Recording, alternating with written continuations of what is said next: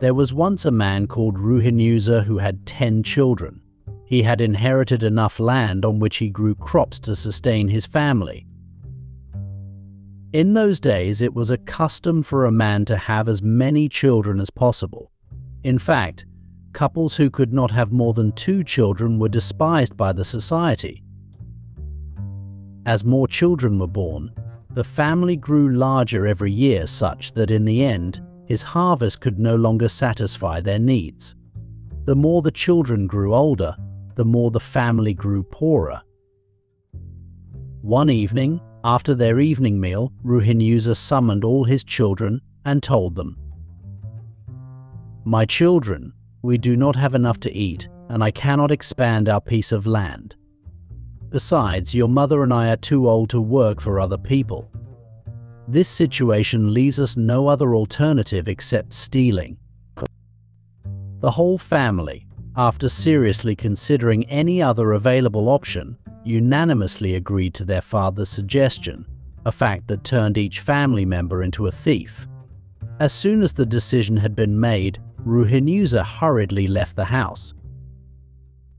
Kamanzi's house was only 1 kilometer away. He reached its compound. He could hear his heartbeat.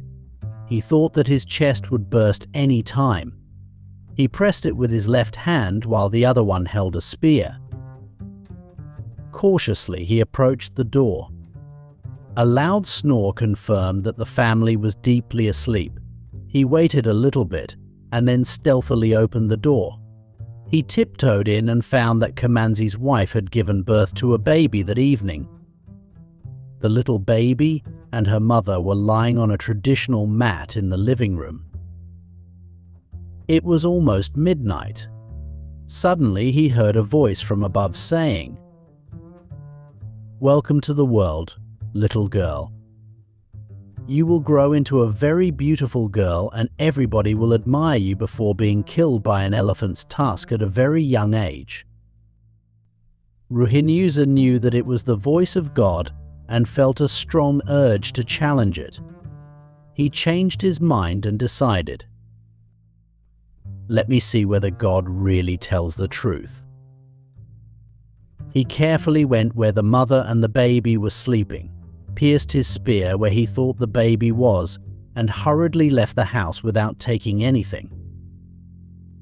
The following morning, he visited Kamanzi's house expecting to find them mourning, because he thought that he had killed their baby. He was surprised to find that everything was normal. He had actually missed the target. Meanwhile, Kamanzi welcomed his friend and was very glad to inform him that his wife had given birth to a baby girl.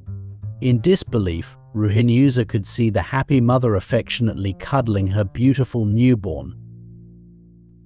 "This is incredible," RUHINYUZA thought as Kamanzi offered him some wine. He pretended to enjoy his host's reception, but he soon got bored and went back to his house. He felt embarrassed. The fact that nobody saw him trying to kill the newborn was his only consolation. Meanwhile, RUHINYUZA's economic situation improved slowly but steadily as some of his children grew old enough to fend for themselves. He had also married off some of his daughters and had received many cows as dowry. He had become a very important person in that village. However, his mind was preoccupied by what he did to his good neighbor, although nobody knew anything about it.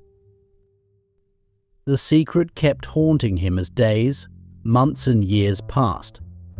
The thought of sharing it with anybody else was equally terrifying. This situation was worsened by the fact that the very girl he had wanted to kill grew up into a very beautiful woman. Furthermore, he had become very rich and many people in that village had started urging him to marry her. In those days, it was acceptable for an old man to marry a girl who would be his daughter's age. He thought that it would be a good idea if he married her as it would reduce his burden. RUHINYUZA finally decided to marry her. He asked his servants to prepare a very good wine which should be ready within 1 week. When the wine was ready, he asked his friends and relatives to escort him to Kamanzi's home to ask for his daughter's Khasa's hand in marriage. RUHINYUZA's delegation reached his future-in-law's home before noon. They were warmly received and the marriage protocol started immediately. They drank, sang and danced. Kamanzi agreed to give his daughter to RUHINYUZA, a fact that attracted thunderous applause and ululations from the crowd. 1 month later, he came to pay the dowry and was allowed to take his wife. That marriage became the talk of the season in that area, as both the bride and the bridegroom were the village's most popular individuals. The bride had been exemplary in all household tasks, while the bridegroom was mostly known for having seen both heights of any economic situation. As his invited guests were enjoying themselves on the wedding day, the voice he had heard when the girl was born was still fresh in his mind. He looked at his new wife and appreciated her beauty. He remembered the night he had wanted to stab her and the morning he went to Kamanzi's house and found that the girl was well. He could still feel the wine taste that Kamanzi had offered him.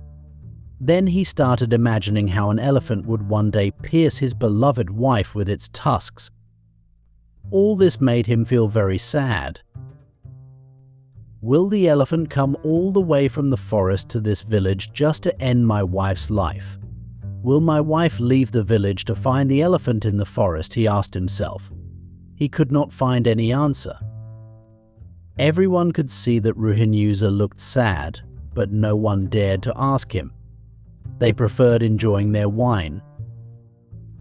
When the ceremony was over, he called his servants and instructed them never to let his new wife leave the compound. In order to ensure that it would be done, he asked them never to leave her alone. He even allowed them to use force to prevent her from venturing out if they found it necessary.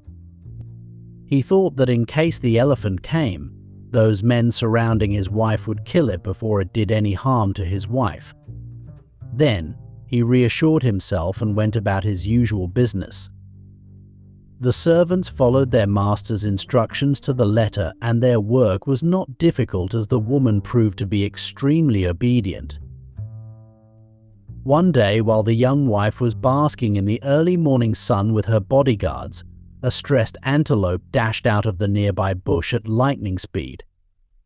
A pack of angry hunting dogs was running after it.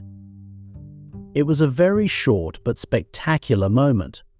The excitement made the new wife move towards the fence to see the scene more clearly. She stepped on something sharp and felt an itching pain, but ignored it due to the excitement. None of her bodyguards noticed the incident because she considered it so insignificant that she did not even alert anybody about it. However, the pain persisted as she kept on scratching the bruised spot. The wound was not visible but still painful. She thought that the pain would soon disappear, but by noon, her leg had started swelling. By evening, the pain from the swollen leg had become unbearable. Her husband called for the best medicine men in the area, but the leg continued swelling. By midnight, she was dead. Surely God must be a liar, he asserted angrily. No elephant had been seen in the area for several years. Furthermore, her bodyguards had assured him that she had never left the compound since she got married, and RUHINYUZA had trusted them. In the morning, RUHINYUZA went to inspect the place where his wife had been sitting the previous day. He instructed his servants to dig up the whole compound. Much debris was unearthed. A protruding object near the fence attracted his attention. On looking at it closely, RUHINYUZA was shocked to find that it was indeed a broken piece of an elephant tusk which had been buried there several years earlier. Suddenly, he remembered the elephant that had been killed there by hunters when he was still a young boy. He could not do anything to the bodyguards because they had followed his instructions and kept his wife within the compound. He then remembered the fateful night when he attempted to steal. He also remembered the voice and the warm welcome that Kamanzi gave him the morning that followed. He started making arrangements for the burial. Many people mourned the young wife for a whole week. RUHINYUZA kept quiet throughout the mourning period. Then he prepared some wine and invited all his friends, including Kamanzi's family. When they came, he narrated how he had come to Kamanzi's house to steal and how he changed his mind when he heard the voice. He told them how he wanted to challenge God by killing the baby. He explained why he decided to marry her and keep her indoors so that no elephant would ever see her, only for her to step on a fragment of a decomposed elephant tusk that had been buried right where she was being heavily guarded. Amid tears, he asked his guests to forgive him, adding that above all, he had learned that God is indeed the Almighty. The astounded crowd forgave him for everything he had done as they sorrowfully left the compound without looking back.